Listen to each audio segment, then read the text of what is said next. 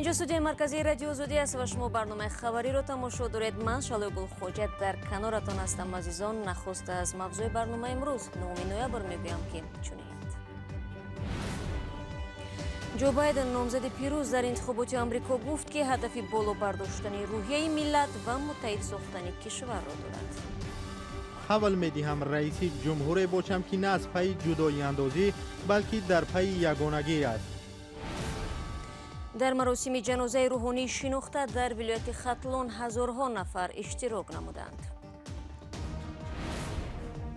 آب در کوزه و ما تشنه لبان می‌گردیم و یا چگونه ساکنان دهه در پنجه کند از نداشتن آب پاک آشامیدنی اذیت می‌کشند. حشرات هم می‌گردد، اخلاق ما، حیوان ما هم هست و یه جمشایی ما هم، مذهبی جمشایی ما هم هست.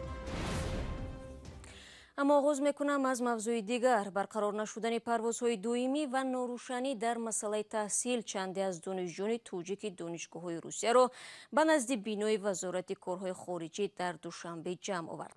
آنها میخواهند مقامات توجیک برای انتقالشان به روسیه مساعدت کنند.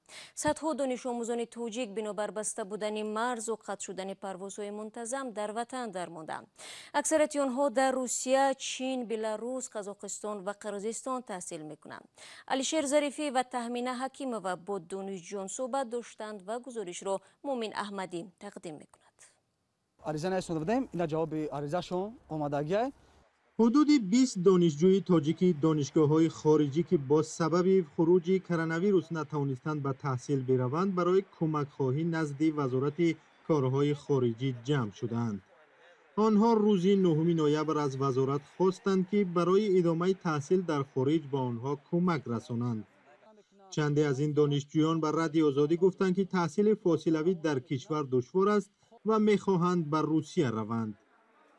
ما از همین 15 سپتامبر خیلی که میدونید در خود همین مید دانشجویانی که به روسیه رفتن نمیتونن رجیستراسیا کردن تا حال یگان رزولتات نیست که ما همین وای کنیم بررسی کنیم. دو نماینده وزارت با دانشجویان صحبت کردند و گفتند باید منتظر بمانند چون که روسیه به نامه جانب تاجیکستان برای سفر دانشجویان پاسخ نداده است. نمایندگان وزارت گفتند در صورت دریافت پاسخ فوراً دانشجویان را آگاه خواهند کرد. یا با ما جواب دادن که در عین حاضر همون سوالی که مقصد برای استودنت‌ها که برای شهر است و اجازه گیرند در آمدن حاضر در پروسس باید این رشید کنه نه که یگان دست و نشده است. خب ما یکم بار نیست ما در جا مراجعت کرده باشیم، چندون بار شد مراجعت داریم، نه تنها با وزارت کارهای خارجی این چنین با پاسپورت روسیه، با وزارت معارف، با ما یگان وای نیست، رزولتات نیست. با اطلاع وزارت معارف شماره عمومی دانشجویان در دانشگاه‌های روسیه حدود 26,000 نفر را تشکیل می‌دهد.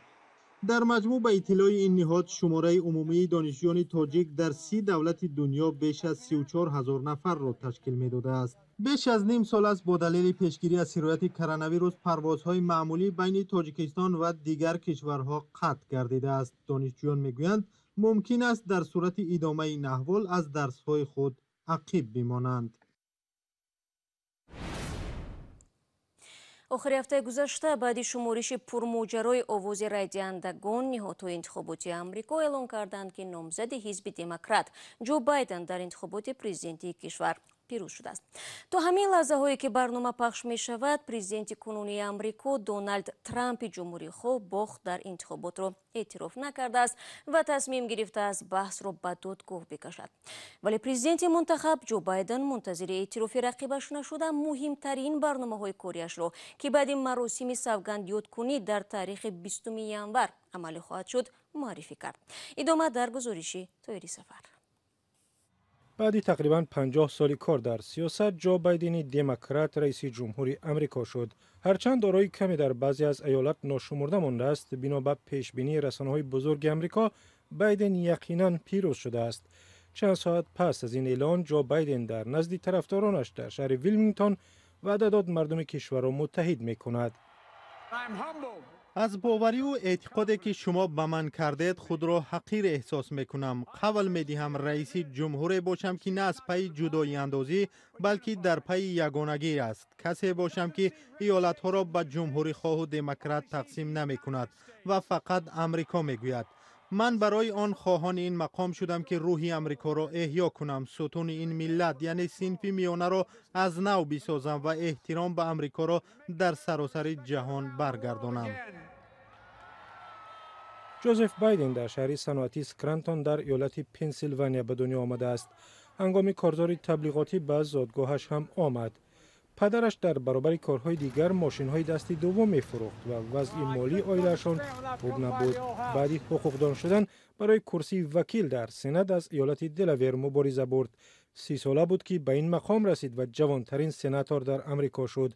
36 سال وکیل بود و در برابر وظیفه‌های دیگر تا به مقام رئیس کمیته امور خارجی سنا هم رسیده است. ولی اکثر آمریکایی‌ها او را همچون معاون رئیس جمهور پیشین باراک اوباما می‌شناسند. من کنستیتوسیای امریکا را حمایت و محافظت میکنم. بایدن دو دفعه سالهای 1988 و 2008 سعی کرد نامزد حزب دموکرات به مقام رئیس جمهور باشد. بار اول از رقابت دست کشید چون معلوم شد پارچه‌ای از سخنرانی‌ها و کار دیپلماتیش را رو بردار کرده است. تلاش دومش هم بی‌قرار بود ولی او را معاون اوباما کرد و جامعه سیاه‌پوستان آمریکا را بیشتر به طرفش کشید. در کارزار امساله هم بایدن خود را رهبری معرفی کرد که میتواند کشور را یک پارچه سازد. معرکه انتخاباتی ما نمایانگری گوناگونی در این حزب و این ملت است و باید همین گونه باشد چون که ما همه را در بر خود داشته باشیم. ما باید دونالد ترامپ را شکست بدهیم و میدهیم. ما نباید مثل او شویم. ما نمیتوانیم بین حزب‌ها جنگ بی پایانی داشته باشیم. جو بایدن برنامه عظیمی را برای تکان دادن به اقتصادی از کرونا ویروس آسیب دیده امریکا اعلام کرد. در آن سرمایه گذاری برای نگاه بین کودکان، ساحه تندرستی و معارف و آفریدن 3 میلیون جای کار پیش بینی شده است. در سطح جهانی بایدن نیت دارد به گفته خودش امریکا را دیگر باره بالاگذار میز امور بین المللی سازد. بعضی از سیاست‌هایش در گذشته از جمله حمایت از جنگ در عراق در سال 2003 حمایت دموکرات‌ها از او را کم کرد. در کارزار فعلی بایدن اشاره کرده است امریکا را به سازش اتمی با ایران برمیگرداند. دونالد ترامپ سال 2018 کشورش را از این سازش بیرون کرد که به شرط محدود کردن غنیسازی اورانیوم تحریمات به ضد ایران را سبکتر ساخته است. بایدن همچنین موضع‌گیری سخت به ضد روسیه دارد و آن را برای دست داشتن در نزاع اوکراین و مداخله احتمالی در انتخابات سال 2016 در آمریکا تنقید کرده است. معاون بایدن کامالا هریس دادستانی سابق و سناتور از ایالت کالیفرنیا می شود. او فرزند والدان مهاجر از هند و یامایکا است. همین گونه هریس اولین زن از اقلیت‌ها و سومین نامزد زن به مقام رئیس جمهور از یک حزب عمده امریکا می شود.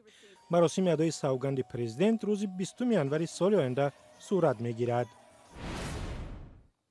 بینندگان عزیز، در ادامه برنامه از وفات یک روحانی معروف در ولایت ختلان میگوییم. مشکلات بیوبی ساکنان دهه را در پنجکین نشون میدهیم و همچنین از آن خواهیم گفت که توجیکی را در روسیه برای کشتار 2 زن در جستجو قرار دادند. اما قبل از این به یک آگهی توجه کنید.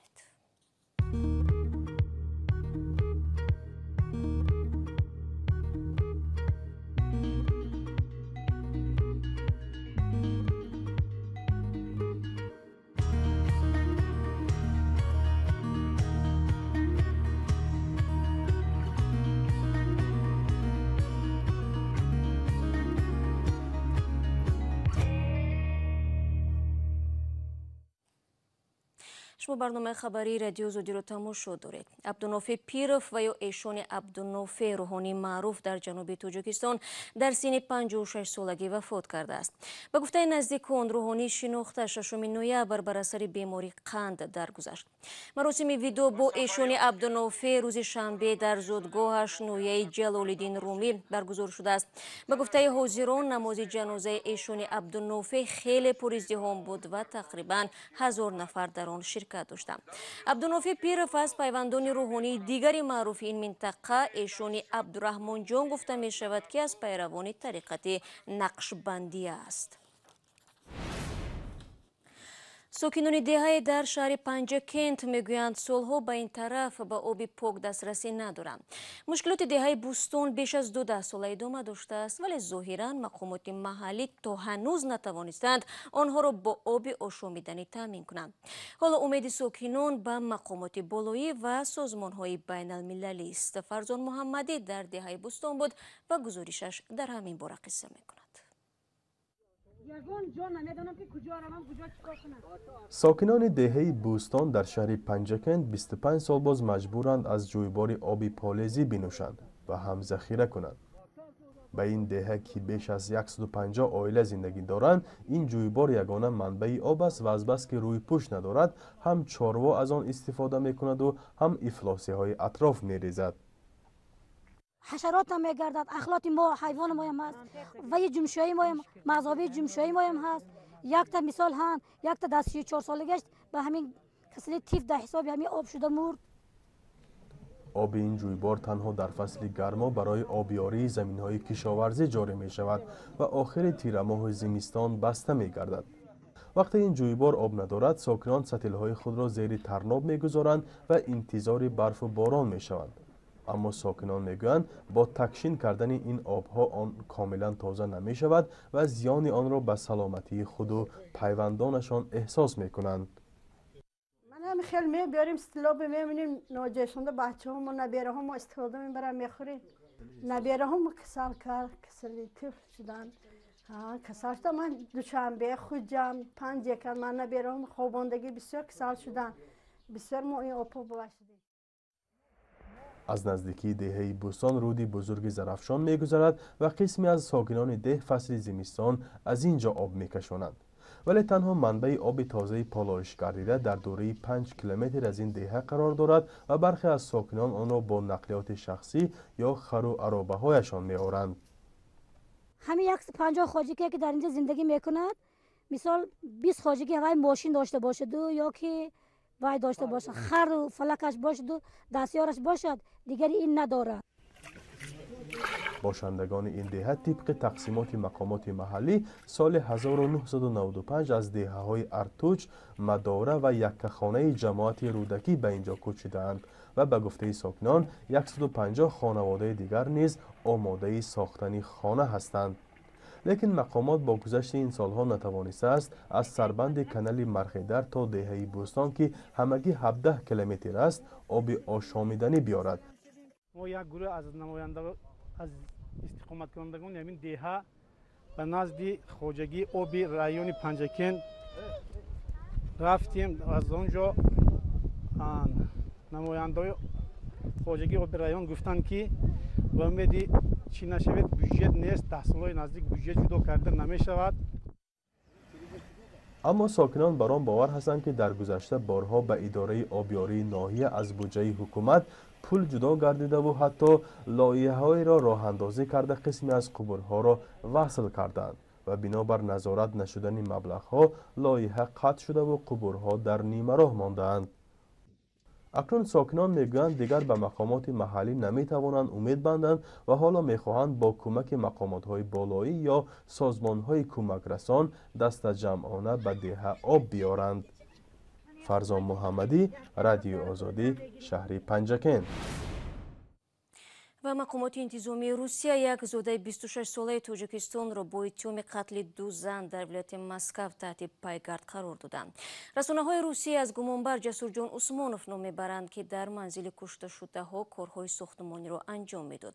زنان کشته شده ویکتوریا بارکوفسکی دوسنت دانشکده اقتصادی روسیه و مادر او بوده است. فرد متهم دختر 6 ساله این خانواده را نیز کارد میزند. کودک زنده مانده درباره کشتار خبر میدهد. 15 دقیقه که در اختیار داشتیم به پایان میرسد و سپاس برای همراهی. اخباری از این بیشتر را در سامانه رادیو آزادی زیر نشانی www.azadi.org بخوانید. نوارهای روز چون همیشه در صفحه آزادی ویدیو در یوتیوب گذاشته میشوند. تا ملاقات بعدی بینندگان عزیز خود را احتیاط کنید. من شما را فردا در سرخط خبرها در نوید بامدادی همکارمان منتظر میشود. خدا نگهدار.